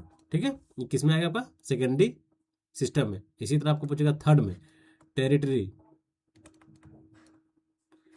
सिस्टम में। टेरिटरी सिस्टम में क्या आएगा आपका विलेज रोड और अदर डिस्ट्रिक्ट रोड। क्या, विलेज रोड और अदर डिस्ट्रिक्ट रोड। ठीक है, देख रहे हैं ना, कभी कभी आपको ये भी पूछ देगा, ये भी आपका एग्जाम में आया हुआ क्वेश्चन है कि secondary system of road classification में कौन कौन सा रोड को इंक्लूड किया गया है। जैसे इसे हम पूछा ना प्राइमरी रोड का, इसी तरह कभी सेकेंडरी पूछ देगा आपको, इससे कभी आपसे टेरिटरी पूछ देगा, इस टाइप से। तो ये जो तीनों है, तीनों आपको याद रखना है। ठीक है, चलिए हम लोग नेक्स्ट क्वेश्चन की मूव करते हैं। बताइए, Lami's theory is associated with, आप लोग लेमिस थ्योरी पढ़ते ना, पढ़े कि नहीं, ये आपका सोम का क्वेश्चन है। ठीक है, अच्छा, लेमिस थ्योरी किसका थ्योरी बताइए तो। कल आप लोगों को मैं बताया था, मैक्सिमम शियर स्ट्रेस कुछ आया, maximum shear stress failure, theory of failure. अरे भाई देखिए, थ्योरी ऑफ फेलुअर में पहला हम लोग क्या पढ़े थे, maximum principal stress theory, maximum principal stress theory. इसे हम लोग और किस नाम से जानते हैं, इसे हम लोग और क्या लिखेंगे, लेमिस थ्योरी। और इसे हम लोग किस नाम से जानते हैं, रैंकाइन थ्योरी। कल इसके बारे में नहीं बताए थे हम लोग। इसका शेप कैसा होता है, स्क्वायर शेप कैसा होता है, स्क्वायर। ठीक है, उसी के बारे में पूछा गया कि दो Lame's theory associated with thin cylindrical shell, कैसा, थीन सिलेंड्रिकल सेल होता है। ठीक है, तो option number B is correct answer. ठीक है जी, थीन सिलेंड्रिकल सेल। बताइए, where a dam has to be constructed in a narrow V shape, कोई डैम है जो कि कंस्ट्रक्ट कैसा किया जा रहा है, वी शेप में, वैली शेप में। Which of the following type of dam is suitable according to its topography, इस टोपोग्राफी के अकॉर्डिंग से इनमें से कौन सा जो डैम है जो कि सुटेबल है। मेरा कैसा है, वी शेप है। ठीक है, कैसा है, वी शेप है। तो वी शेप में हम लोग कैसा डैम को हम लोग प्रोवाइड करेंगे, बैराज नहीं, arch dam, earthfill dam, overflow dam, arch dam. कैसा, जैसे भी मेरा टोपोग्राफी थोड़ा सा मतलब अंडुलेटिंग है, जैसे मेरा जो नॉर्थ ईस्ट वाले एरिया में जैसे वहाँ डैम बनाना है, वहाँ का एरिया थोड़ा सा अलग है ना, वहाँ का जोग्राफिकल कंडीशन अलग है। तो ऐसे कंडीशन में हम लोग किस टाइप का डैम प्रोवाइड करेंगे, तो आर्किक डैम, इस टाइप से। ये मेरा आर्क डैम है, आर्च डैम। ठीक है, option number B is correct answer. चलिए हम लोग नेक्स्ट क्वेश्चन की ओर मूव करते हैं। बताइए, बीच ऑफ द फॉलोइंग स्टेटमेंट दिया गया है। ठीक है, इसमें पूछ रहा है कि बताइए इनमें से कौन सा स्टेटमेंट सही है। Garret's diagram for a design of irrigation channel based on, बताइए, गेरिस डायग्राम जब हम लोग डिजाइन करते हैं इरिगेशन चैनल के लिए, तो इनमें से पूछ रहा है कौन कौन सा उसमें से थ्योरी यूज होता है, फॉर्मूला यूज होता है। कैनेडी क्या लेसी थ्योरी यूज होता है क्या गेरिट्स में, बताइए, लेसी थ्योरी यूज होता है क्या, हाँ, माइनिंग, अच्छा, कैनेडी थ्योरी तो यूज होता है, तो सबको ही पता है। लेसी थ्योरी नहीं यूज होता है। जो ये गेरिस डायग्राम है वो कौन यूज किए थे, कैनेडी साहब ने यूज किए थे। ठीक है, कैनेडी साहब। माइनिंग थ्योरी भी आपको केनेडी से आप यूज़ किए थे, कुटर्स फार्मूला भी आपको माइनिंग से आप यूज़ किए थे, लेकिन जो ये मेरा क्या बोलते हैं लेमिस थ्योरी है, सॉरी लेमिस थ्योरी नहीं, केनेडी थ्योरी है, यही इसका करेक्ट आंसर होगा। अरे क्या पूछ रहा है, garage diagram for a design of A irrigation channel based on, अच्छा गैरिज डायग्राम बताइए। बताइए जी, इनमें से कौन सा आपका आंसर होगा। लेसी थ्योरी तो नहीं होगा, तो कन्फर्म है, ठीक है, ये नहीं होगा। लेकिन ये जो आपका गेरिश डायग्राम है सारा, ये जो केनेडी साहब थे, केनेडी साहब के अंदर ही आपका ये जो गेरिश डायग्राम को यूज किया गया था, ठीक है। इसका सैड स्लोप कितना होता है बताइए तो, गेरिश गेरिश डायग्राम का सैड स्लोप कितना होता है, 1/2:1, ठीक है, 0.5:1 होता है। इसमें option number B is correct answer, ठीक है। ये जो दोनों है ना, कुटर्स फार्मूला हो गया, माइनिंग फार्मूला हो गया, इसी के अंदर आता है, ठीक है। तो हम लोग को ज़्यादा अप्रोप्रिएट आंसर देखना है, तो option number B is a correct answer, ठीक है, जो कि मेरा ऑप्शन नंबर ए में है, ठीक है। Option number A is a correct answer, ठीक है। बताइए, सेल्डिंग glass contain सेल्डिंग glass contain lead oxide, fibre glass, steel wire या फिर क्रोम। सेल्डिंग ग्लास में क्या कंटेन, क्या होता है, कैसा होता है, क्या उसमें वो फाइबर ग्लास होता है, स्टील वायर, क्रोम या फिर लीड ऑक्साइड। याद रखिएगा, सेल्डिंग ग्लास कंटेन इसमें लीड ऑक्साइड होता है। क्या होता है, lead oxide. Option number A is a correct answer. बताइए, which the following is a not advantage of pre stressed beam. कोई प्री स्ट्रेस्ड बीम मतलब क्या होता है, प्री स्ट्रेस्ड बीम मतलब कोई भी बीम है, ठीक है, जो कहीं और प्रीकास्ट किया गया है, उसको सिर्फ लान के यहाँ पर असेंबली करना है, ठीक है, लान के यहाँ पर हमको सेट करना है। जैसे आप लोग देखे होंगे बहुत बहुत अलग अलग जगह में जहाँ पे प्री कास्ट कंक्रीट का यूज हो रहा है, तो वहाँ पर क्या करते हैं कि अलग दूसरे जगह में कहीं और कास्टिंग हो रहे हैं, ठीक है, या फिर कहीं और बने हुए हैं, सिर्फ आपको लान के यहाँ पैलेस कर देना है इस लोकेशन पे, उसी को बोल रहा है। उसके बारे में एडवांटेज बताइए, उसमें से नहीं बताइए कौन एडवांटेज नहीं है। देखिए हम लोग पहले पढ़ते हैं एडवांटेज क्या क्या इसका होता है। इसका एडवांटेज होता है कि ये पहली बात की प्रीकास्ट कंक्रीट बीम जो है ये लाइट इन वेट होता है, एकदम सही है, लाइट इन वेट होता है। Precast concrete beam does not required heavy shear enforcement, ये भी सही है। कभी भी आपका प्रीकास्ट कंक्रीट में हैवी शियर एनफोर्समेंट कभी नहीं होता है, ये सही बोल रहा है। The whole section of precast beam is useful, एकदम सही है, ठीक है। फोर्थ क्या बोल रहा है कि the precast beam does not required any auxiliary unit, एकदम से गलत है। प्रीकास्ट बीम के लिए, प्रीकास्ट कंक्रीट के लिए एक स्पेशली यूनिट होना चाहिए, ठीक है। लेकिन यहाँ क्या बोल रहा है कि precast beam does not require any axillary unit, जो कि यही गलत है, ठीक है। तो मेरा पूछा कौन नॉट एडवांटेज, तो ये मेरा एडवांटेज नहीं है, D is a not advantage, नहीं, ठीक है। देखिए नेक्स्ट क्या है, if a plane table is not horizontal, if a plane table is not horizontal in a direction at a right angle to the elidate, the line of sight is parallel to the fiducial edge only for a horizontal sight, ठीक है। ना ही inclined, ना ही upward, ना ही none of this. यहाँ क्या पूछ रहा है कि the plane table is not a horizontal, ठीक है, प्लेन टेबल मेरा जो है हॉरिजॉन्टल नहीं है, ठीक है, in a direction of a right angle to the alidade. हम लोग एलिडेट बैठाते हैं ना, एलिडेट देखते हैं, उसके राइट एंगल में हम लोग देखते हैं बैठा के, तो हमको जो मेरा प्लेन टेबल है एलिडेट मतलब प्लेन टेबल है वो हॉरिजॉन्टल नहीं है, ठीक है। The line of the sight is parallel to the fiducial edge, जो मेरा लाइन ऑफ साइट है वो किसके पैरेलल है, फिड्यूशियल एज के, for a horizontal line of sight, ठीक है, किसके, for a horizontal line of sight. तो option number A is a correct answer, ठीक है। चलिए नेक्स्ट क्वेश्चन की हम लोग मूव करते हैं। देखिए नेक्स्ट क्वेश्चन क्या है, बताइए। ऐसा क्वेश्चन को कैसे करना है आप लोगों को बहुत अच्छे से पता है, कि सबसे पहले हमको जो याद है पहले हम लोग उसको मैच कर लेंगे, ठीक है। चलिए देखते हैं, 1:1:1:1.2, अरे 1:1:1 है, हमको लगा ये भी 1 इसी तरह, ये तो इसका नंबरिंग किया गया है, ठीक है। बताइए 1:1:2 किसका है, इसमें हम लोग देखिए, for heavy wall foundation footing, general RCC work, staircase beam के लिए, फॉर वाटर टैंक के लिए हम लोग उसका रेशियो क्या लेते हैं, for heavy loaded RCC column के लिए, आर्चिस के लिए हम लोग कौन सा उसका रेशियो क्या देते हैं, ग्रेड का, सीमेंट सैंड का ग्रेड का ये रेशियो दिया गया है, ठीक है। बताइए, देखिए तो 1:1:2 किसका रेशियो है ये, आप लोग पढ़े होंगे ना, 1:1:1:2। इस ग्रेड से हम लोग क्या तैयार करते हैं, बताइए जी। हमको तो यही याद है कि 1:1:2 जो हम लोग यूज करते हैं for a heavy loaded concrete, heavy loaded concrete, ठीक है। 1:4, अरे यार 1:4 इसमें है, 3 गो में है यार, 3 गो में है। अच्छा ठीक है, देखते हैं। इसके बाद हम देखें कि 1:1.5:3, ये तो हमको समझ में आ रहा है। 1:1.5:3 है, ये आपका वाटर टैंक का है। किसका? वाटर टैंक का। ऑप्शन नंबर 3, 1:1.5:3 किसका रेशियो है? इसे हम लोग क्या तैयार करते हैं? वाटर टैंक, ठीक है। वाटर टैंक का ग्रेड दिया गया है, ठीक है। तो देखिए तो बी का 3 कहीं है क्या? अरे यार इसमें भी है, इसमें भी है, एक ही एलिमिनेट हुआ यार। फिर हमको सी देखना पड़ेगा, चलिए देखते हैं।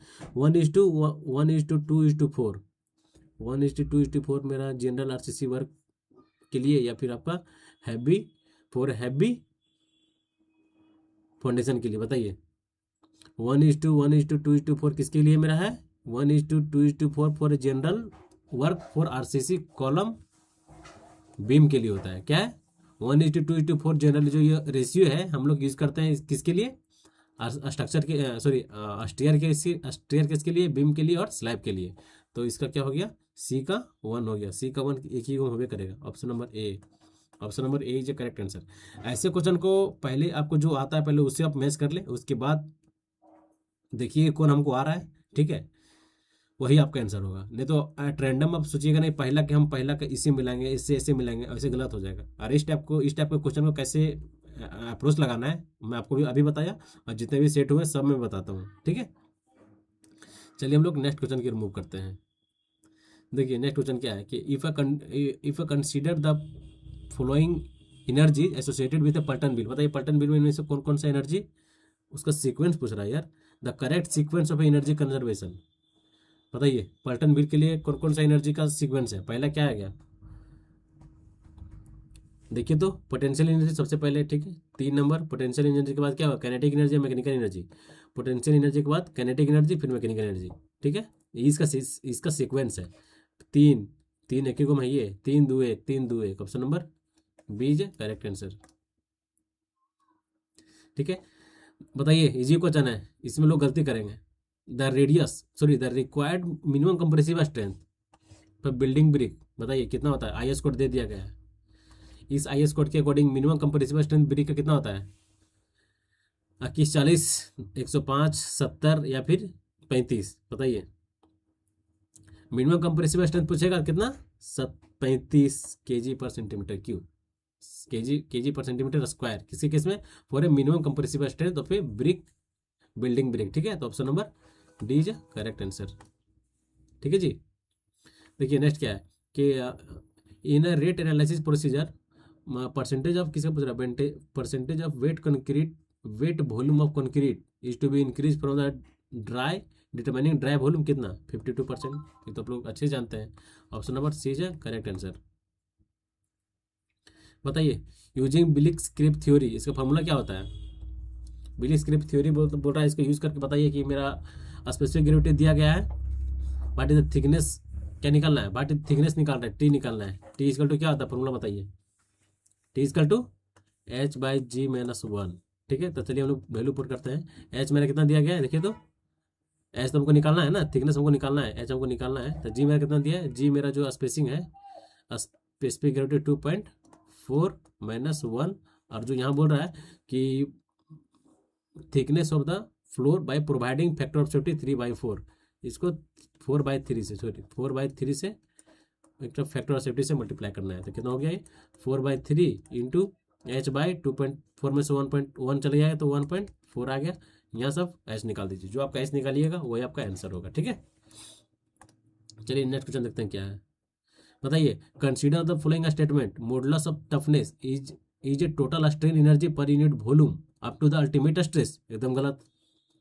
Ductile material are tough and brittle material are hard, एकदम सही। क्या पूछ रहा है? करेक्ट पूछ रहा है, तो option number B is correct answer, B is correct answer, ठीक है। चलिए नेक्स्ट क्वेश्चन देखते हैं क्या है।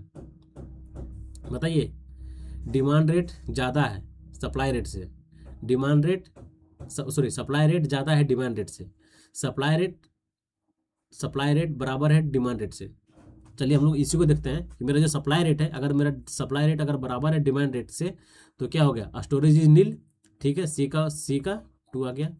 सी का भी किसी किस में है जी, सी का बी इसमें इसमें भी है। चलिए देखते हैं वाटर सप्लाई।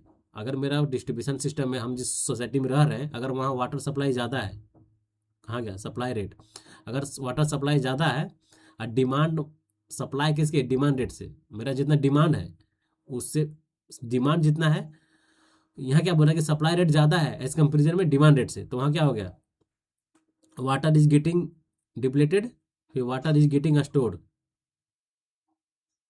बताइए, सप्लाई रेट ज़्यादा है, सप्लाई रेट ज़्यादा, इट मीन्स क्या करेगा वहाँ पर लोग, वाटर से स्टोर करेगा। तो option number supply rate B का 1, बी का ए किस में है देखिए, तो बी का A, option number B is correct answer. ठीक है, ठीक है जी, option number B is correct answer. चलिए हम लोग नेक्स्ट क्वेश्चन की रिमूव करते हैं। बताइए IS कोड किसका, structural distress, structural distress due to foundation settlement. बताइए सेटलमेंट का आपसे कोड पूछ रहा है, कितना हो गया 1904। सीधे मार के आगे बढ़ना है, याद है तुम्हारी ये तो नहीं नहीं याद है, छोड़ दीजिए।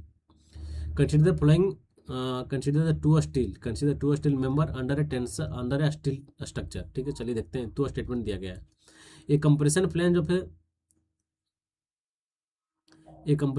Of a beam against laterally torsional buckling. आपको बताया था कि क्या, लेटरली टॉर्सनल बकलिंग के केस में आपका स्लेंडरनेस रेशियो का वैल्यू कितना होता है, 300। यहाँ क्या पूछ रहा है, रेशियो पूछ रहा है, देखें रेशियो, मैक्सिमम स्लेंडरनेस रेशियो। ठीक है, इसके बाद आपका इसका कितना होता है, टेंशन के केस में 400, 2 0 खत्म, 1.33। ठीक है, देख रहे क्वेश्चन कैसा बना दिया है, ये क्वेश्चन स्टेटमेंट में पूछता था, इसमें अभी कर दिया, दोनों को डिवाइड करके रेशियो निकालिए। अरे भाई क्या क्वेश्चन है, देखिए क्या है, स्टेटमेंट दिया गया दोगो।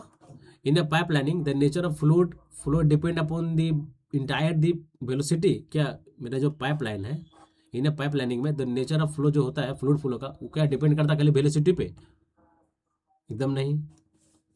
The Reynolds number of the flow depend upon the velocity and diameter of the pipe and kinetic of the viscosity। R equal to क्या होता है, VT बाई म्यू। एकदम सही बोल रहा है, ये ऑप्शन सही है। ठीक है, ये ऑप्शन सही है, इट मीन्स कौन सही होगा, देखिए option number first is true and first is false, और फर्स्ट मैंने गलत है ना, first is false, second is true, D is correct answer. ठीक है जी, अरे ये तो सेम क्वेश्चन है, सेम क्वेश्चन है। चलिए, तो आज का सेशन आपको कैसा लगा, आप लोग जरूर कमेंट में बताएं। ठीक है, और वीडियो को लाइक शेयर एंड सब्सक्राइब करना नहीं भूलो दोस्तों। ठीक है, क्योंकि जब आपका भाई प्रण लिया है तो आप लोग भाई का सपोर्ट दीजिए, जरूर आपके लिए बेहतरी हो रहा है और बेहतर आप लोग कर रहे हैं। खाली पर डे आप लोग का जो शेड्यूल है, जैसे पर डे निरंतर प्रयास कर रहे हैं, बस आपको भी उसी तरह निरंतर प्रयास करते रहना है। ठीक है, सफलता जरूर आपको एक दिन शोर मचाएगी। ठीक है, इसलिए पर डे जितना भी क्वेश्चन आ रहा है, इसको अच्छे से देखिए, अच्छे से जो क्वेश्चन आपको, जैसे आज के सेट में कुछ 4-5 क्वेश्चन या फिर 5-8 क्वेश्चन 10 क्वेश्चन कुछ नया क्वेश्चन होगा। जैसे आपको इंजीनियरिंग मैकेनिक्स से भी क्वेश्चन देखने को मिला, आपका इंजीनियरिंग ड्राइंग से भी देखने को मिला। ठीक है, तो ये जो दो सब्जेक्ट है, इससे भी आपका एग्जाम में क्वेश्चन आने वाले हैं। ठीक है, एग्जाम में आपको देखेंगे जरूर क्वेश्चन। तो मैं सोचा कि नहीं, थोड़ा नया क्वेश्चन को ऐड कर दूं, क्योंकि जो सिलेबस में है तो कुछ भी पूछ सकता है, इसलिए मैं जरूर ऐड कर दिया। कल भी जो क्वेश्चन रहेगा अच्छा क्वेश्चन रहेगा, इसी टाइप से क्वेश्चन रहेगा। ठीक है, तो कल भी आप लोग के लिए इसी टाइम पे हम अवेलेबल रहेंगे, बस आपको भी अवेलेबल रहना है। ठीक है, तो वीडियो देखना ना बोलो दोस्तों, वीडियो को लाइक शेयर एंड सब्सक्राइब जरूर करना भाई लोग। ठीक है, आपका सपोर्ट से हम लोग और बेहतर कंटेंट पे काम करता हूँ। ठीक है, तो जय हिंद, जय भारत, थैंक यू ऑल, नमस्कार।